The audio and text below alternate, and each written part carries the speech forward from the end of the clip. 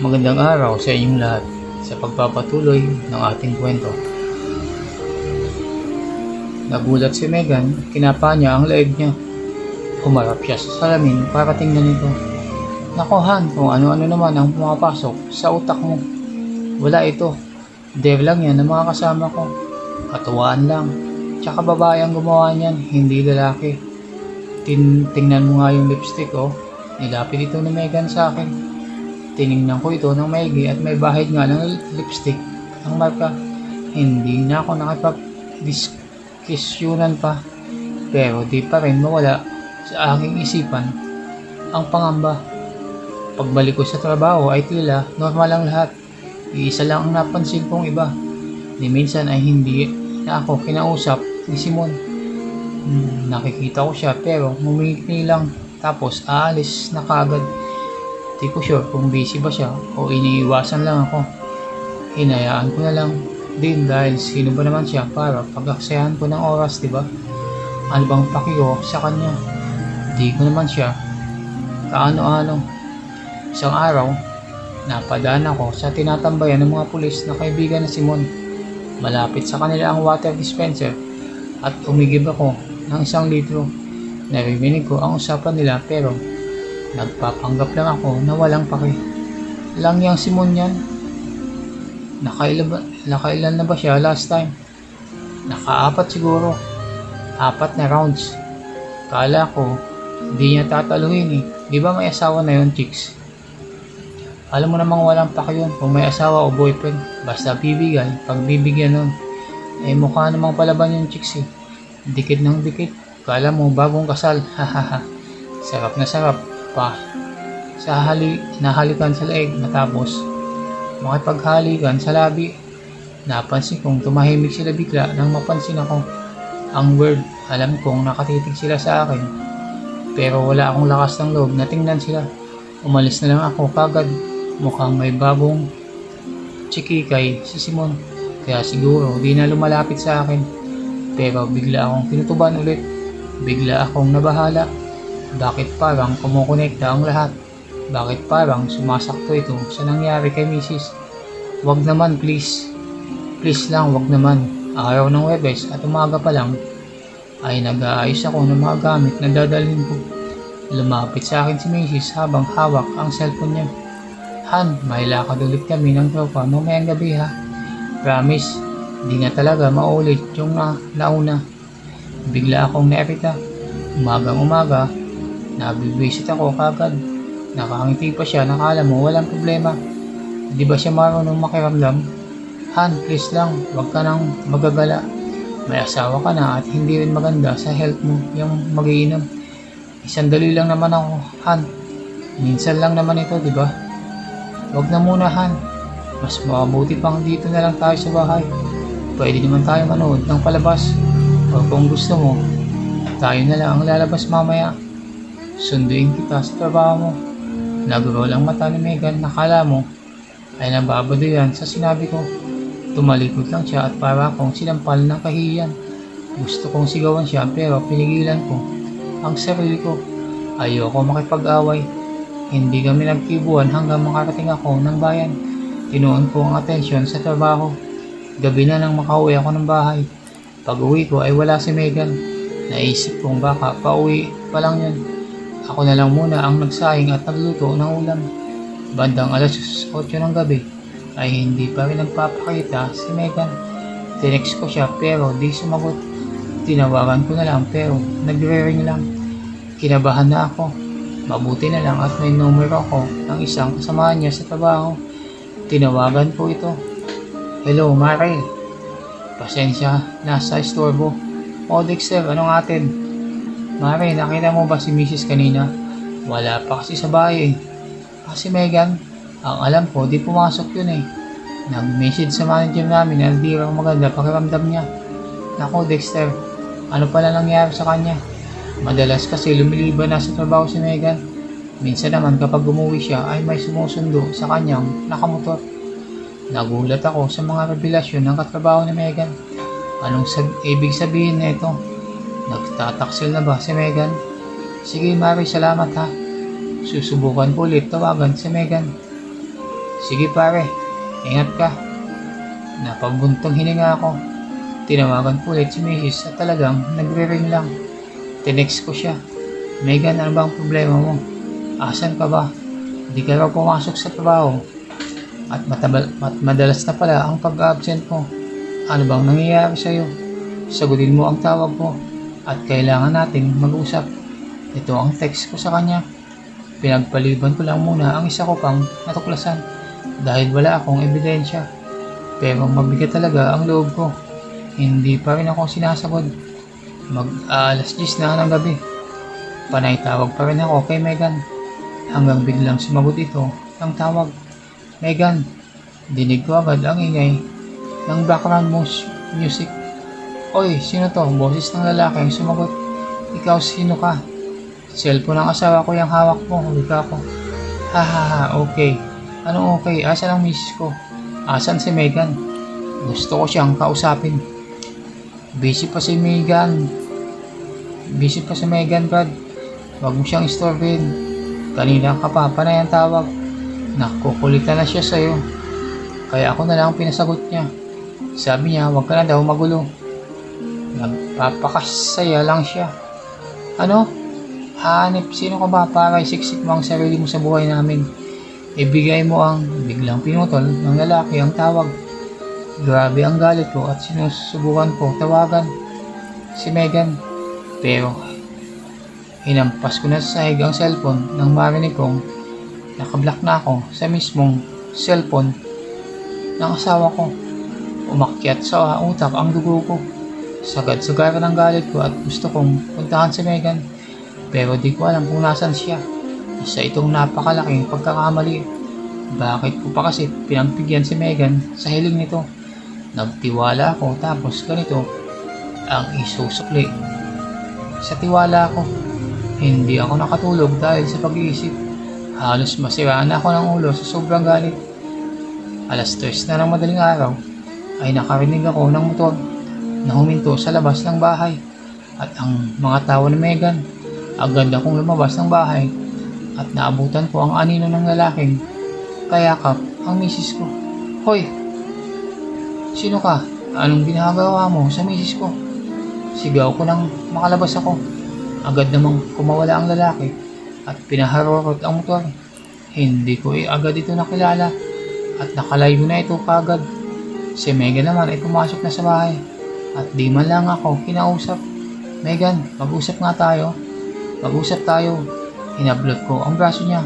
Ano ba? Pagod ako. Pwede ba? Madaling araw na. Wala ako sa mood kausapin ka. Pabayaan mo na nga ako. Hoy Megan, asawa mo ko. Nasisiraan ka na ba ng ulo? Ipagpapalit mo ang buhay maisawa mo sa lalaki. At pakikipagharutan sa labas. Ang kapal na mukha mo pagsabihan akong ganyan. Sino ka ba? Special ka ba? Nagpapakasaya lang ako dahil sawang-sawa na ako sa miserableng buhay na ibigay mo sa akin. Ilang taon na tayong mag-asawa pero walang nangyayari sa buhay natin.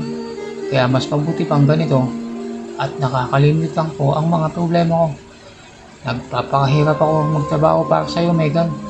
Ginagawa ko ang lahat para lumigaya ka.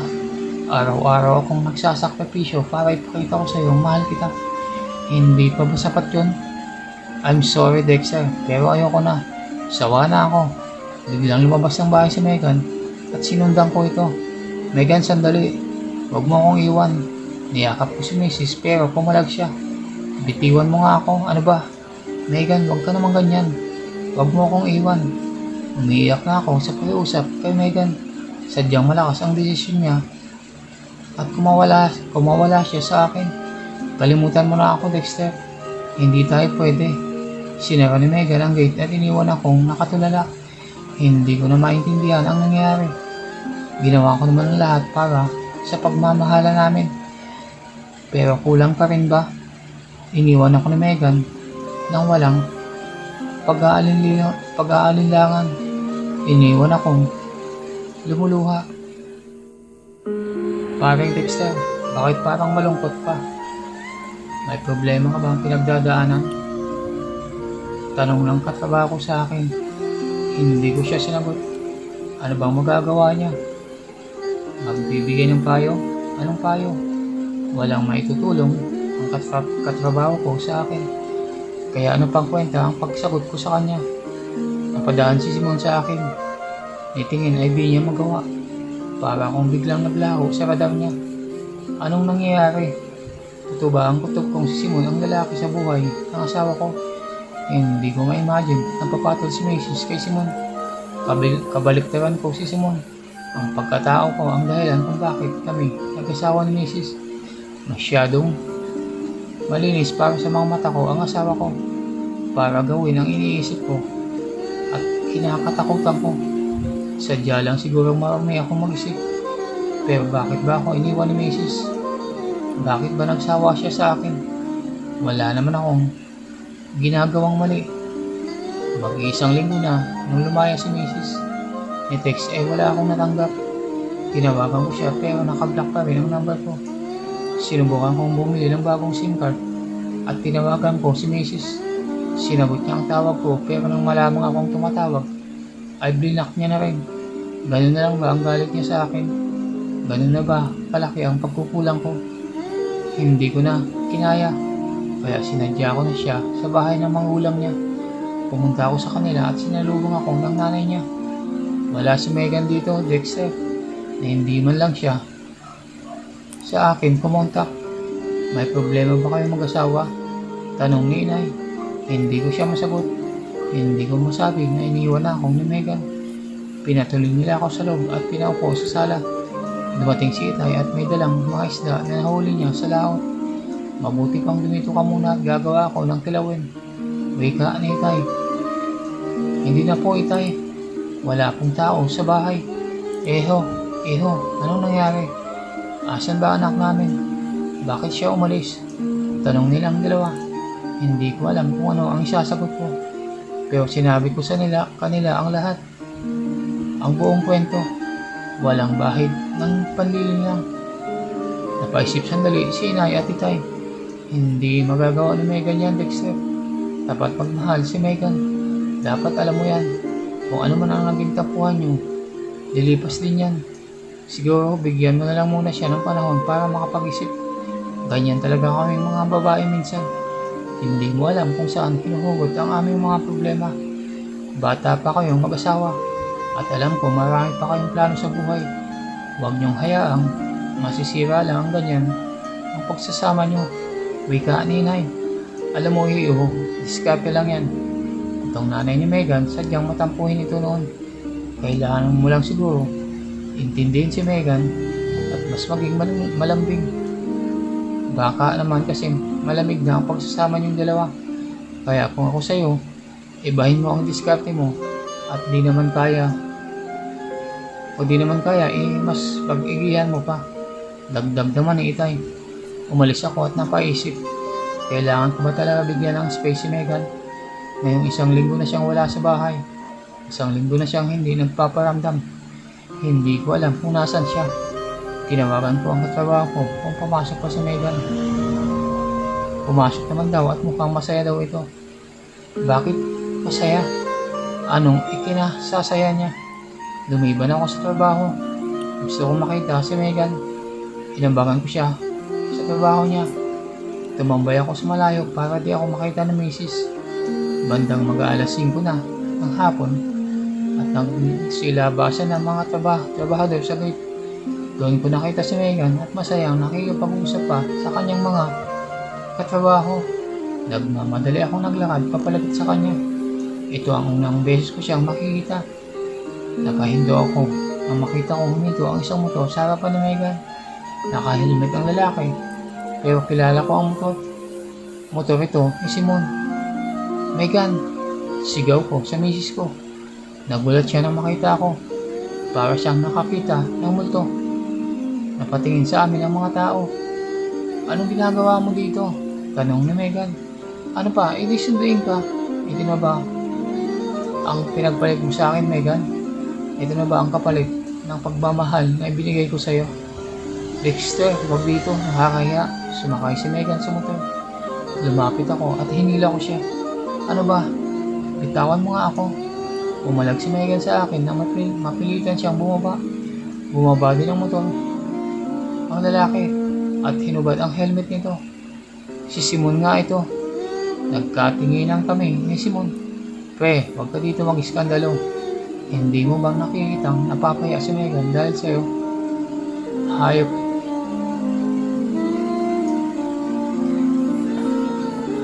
Hayop.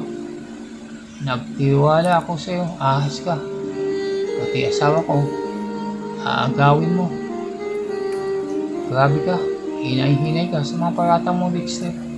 Baka nakakalimutan mong pulis ang kausap mo. Matapang ka lang dahil sa baril mo. Isang mabilis na suntok ang tinanggap ko mula kay Simon. At nahilo ako. Hindi ko na malayaw na tumpa na pala ako. Narinig ko ang komosyon ng mga tao. At agad umalis si Megan kasama si Simon na may nasakay ng motor. Ang gabing iyon ay naglasing ako sa bahay. Iyak lang ako ng iyak. Nakumpirma ko na ang lahat. Totoo nga ang hinala ko. Bakit ito nagawa ni Megan sa akin? Bakit na nagawang pagpalit ako sa isang hambog at walang kwentang lalaki? Isinumpa ko si Simon. Gagawin ko na lahat para pagbayaran siya sa ginawa niyang paninira ng samahan namin mag-asawa. Nang gabing yun, habang nasa kalagitnaan ako ng pagdurusa, nakatanggap ako ng mensahe sa messenger ko. At mula ito sa isang unknown na tao. Binasa ko ang mensahe. Para ka, di ka na malungkot, kawawa ka naman. Mensahe ito ng tao at may kasamang isang video file. Binuksan ko ito at tumaas ang mga balahibo ko. Nakikita ko sa video si Mrs. At may ginagawang milagro sa kanyang kalaguyo. Nakablur ang mata ni Mrs. pero alam kong asawa ko ito.